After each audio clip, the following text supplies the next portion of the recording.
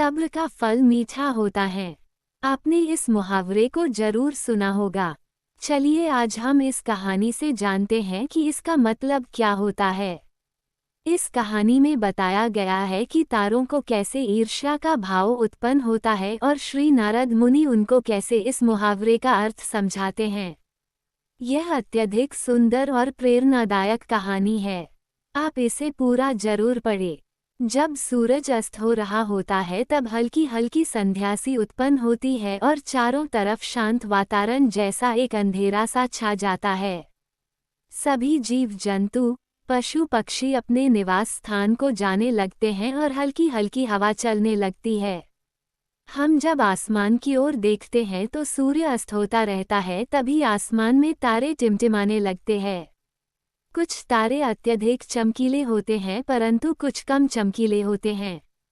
अधिक चमकीले वाले तारों पर हमारी नज़र जल्दी पहुंचती है परंतु कम चमकीले वाले तारों पर हमारी नज़र बहुत कम ही जाती है। इसलिए हम उन पर ध्यान नहीं दे पाते और उनकी सुंदरता फीकी पड़ जाती है।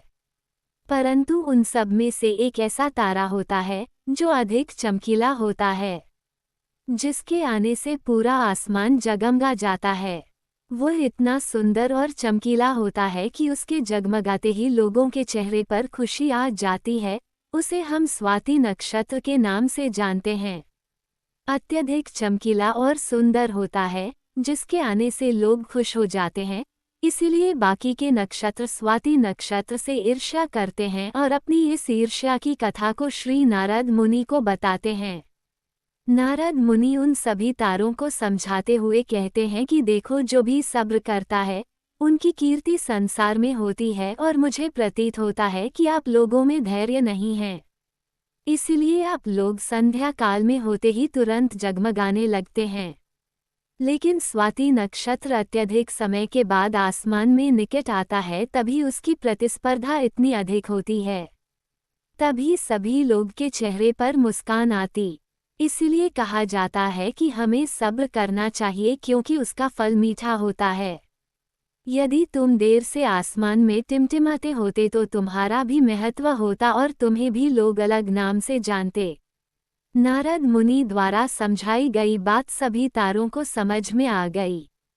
सब्र का फल मीठा होता है, ये बात हम सब जानते हैं और इसे हम लोगों ने महसूस भी किया है। मैं हमेशा अपने कार्य को पूरा करने के बाद उसके परिणाम के इंतजार में उतावला हो जाता हूँ या फिर अपने आने वाले कार्य को पूरा करने के लिए उतावला हो जाता हूँ, जिससे मेरा आने वाला कार्य बिगड़ जाता है। परंतु मुझे ऐसा नहीं करना चाहिए। मुझे सब्र करना चाहिए उस परिणाम का या उस आने वाले कार्य का जिससे मैं उस कार्य को अच्छे से समाप्त करूं और उसका परिणाम भी अच्छा हो। हम जानते हैं जल्दी में लगाया हुआ निशाना हमेशा अपने गोल से बाहर जाता है। हमें धैर्यपूर्वक उस निशाने को भेदना चाहिए, तभी हमें जीवन में सफलता मिलेगी। हमें किसी भी कार्य को धैर्यपूर्वक करना चाहिए, तभी सफलता के दरवाजे खुलते हैं। धैर्य ही ऐसा शस्त्र है जो विकट परिस्थितियों में मनुष्य के मस्तिष्क का संतुलन बनाए रख सकता है और उसको आगे आने वाली चुनौतियों को से निपटने के लिए नए मार्ग को बतला सकता है। बड़े बड़े महात्मा और महापुरुषों के द्वारा भी बताया गया है कि हमें भी किसी कार्य में सफलता पानी है तो उसे चिंता मुक्त होकर करना चाहिए और सब्र रखना चाहिए। परिणाम की सफलता अवश्य मिलेगी।